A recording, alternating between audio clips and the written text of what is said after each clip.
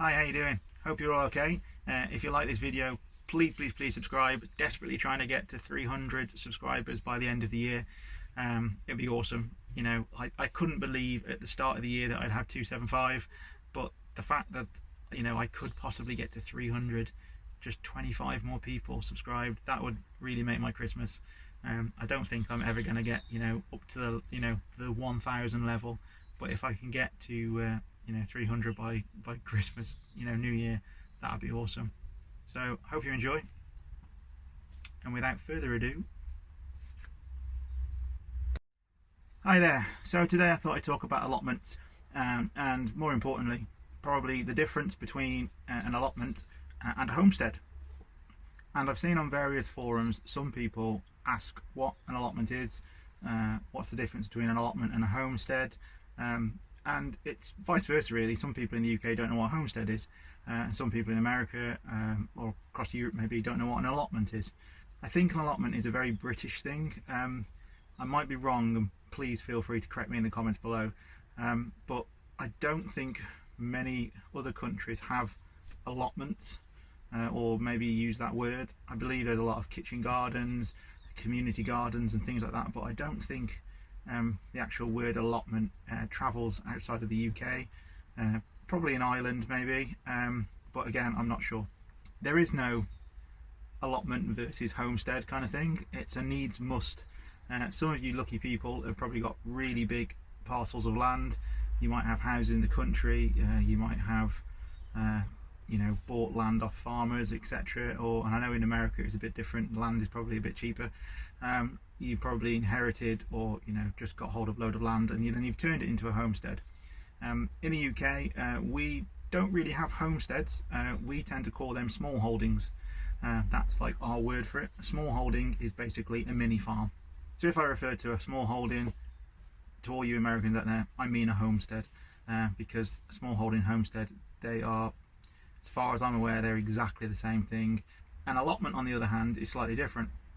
An allotment is for people who don't have land, might not own any land whatsoever, and in the UK they can go and rent some land from the local authority. In our case we call them councils.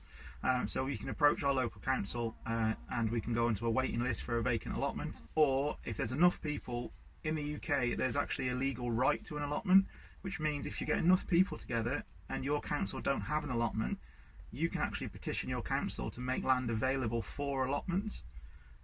So what is an allotment and where did they all come from? The history behind allotments, they believe, goes back to the Saxons, and although they weren't called allotments back then, or we don't think they were called allotments, an allotment back then was a small parcel of land that was given to the poor basically.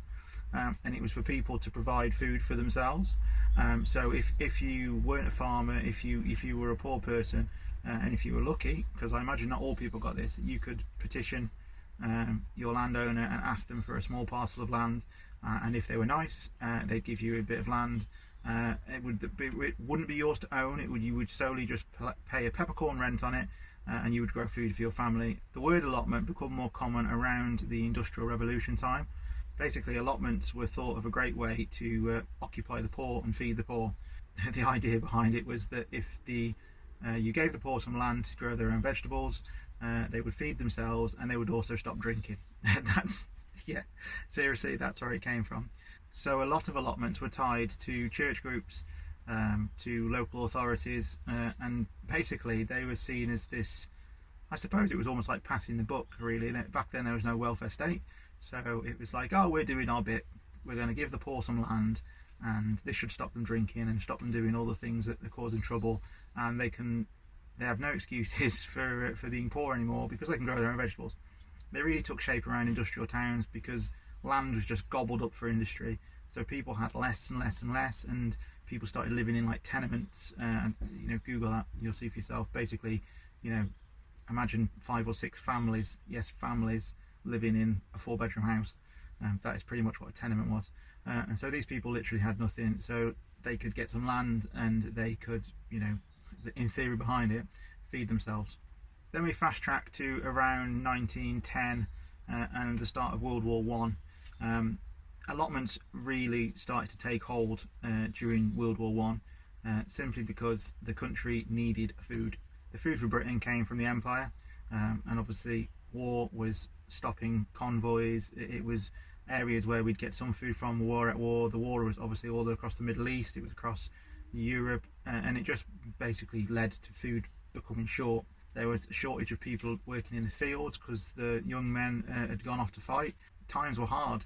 So the government passed the Allotment Act. This gave people a way of subsidising their diet and obviously helping them through rationing. People could get allotments, parcels of land from local authorities, local councils. Also, people started to basically use back gardens, front gardens. They would use any bit of land they could, get hold of to grow vegetables to see them through what was rationing. And this was probably the first time that allotments cemented themselves into real hardcore British culture. The allotment was seen as another fighting front, really. It was a way people back home could, beat the Hun, as it were. During all this time, this was when the government signed the Allotment and Small Holdings Act, which basically gave people the right to have an allotment. This law is in place because of World War I and because of the need for food. And it's a damn good job they did that, because several years later, World War II, allotments really came into their own, and there was no going back really from that point. So let me fast track to World War II in late 1939. Obviously Britain was at war again, and because of the lessons learnt during World War I, straight away the government knew that it had to implement rationing. It had to find a way of feeding the country. And so this was where the Allotment Act, really came into its own. The government got behind what was known as the Dig for Victory campaign. So basically every bit of land that they could get their hands on, cricket pitches, tennis courts, even the grounds of stately homes, I believe even Buckingham Palace lawns were dug up, and they were turned into allotments. They were turned into places where people could go to either grow food for the country, the ministry, or they could grow their own food. And with Dig for Victory, it was a massive effort. Some people have even gone as far to say that, Dig for Victory was a key part of Britain, surviving the war, because whereas other countries, for instance Germany, thought that it was, beneath the country to be rationing, and the whole ethos of sending women out to work wasn't widely accepted. In Britain we had the Women's Land Army, and basically I suppose millions of women, they took up tools and they said, right, while the men are off fighting, we're going to go into the fields, we're going to work as farmers, we're going to work as in husbandry, we're going to do every job that a man can do, driving tractors, and obviously this whole Women's Land Army, Dig for Victory, the allotment lifestyle, that was when the allotments really came into their own. And you could say that it was the humble allotment that was like a little tiny part of the jigsaw, which was the victory over fascism. That's the way I'd like to think of it. And everyone got involved. From my own personal experience, talking to my granddad, my great granddad, he dug up every little bit of his garden. All of his flowers went.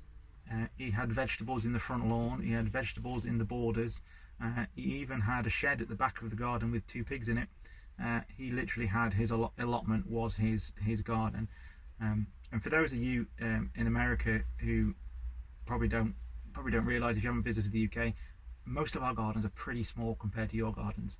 We're tiny. I mean, in the UK, if you've got a garden that's as big as a tennis court, you're lucky, seriously lucky. That's a substantial garden for the average person. Most people wouldn't even have half a football field in their lifetime. I mean, my garden at home is probably tennis court sized, and my great granddad's garden, which is in Newport in Shropshire, I remember that as a kid, and trust me, for him to have 2 pigs and a full-scale food production situation going in that garden, that's amazing. He literally had the tiniest bit of space.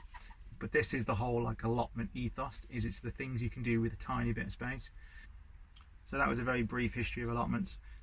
Just so you get the idea of, you know, when us Brits talking about an allotment, what we're talking about. The fact that it's, you know, a rented piece of land. It's normally on a site with anything from, I don't know, 10 allotments all the way to hundreds of allotments. Some of the allotments in the UK are massive, absolutely huge. And you know, you could go there for 10 years and never even speak to all your neighbours. Some of them, like my allotment, is on a site with probably, I don't know, 20 others, and I know most people by name. It's just a way of us basically doing what you homesteaders do, but on a smaller scale.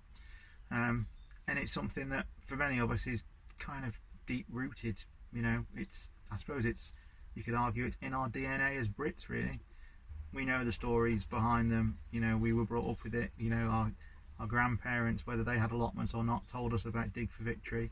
You know, their grandparents told them about, you know, World War One, and you know how land was made available so people could grow their own food.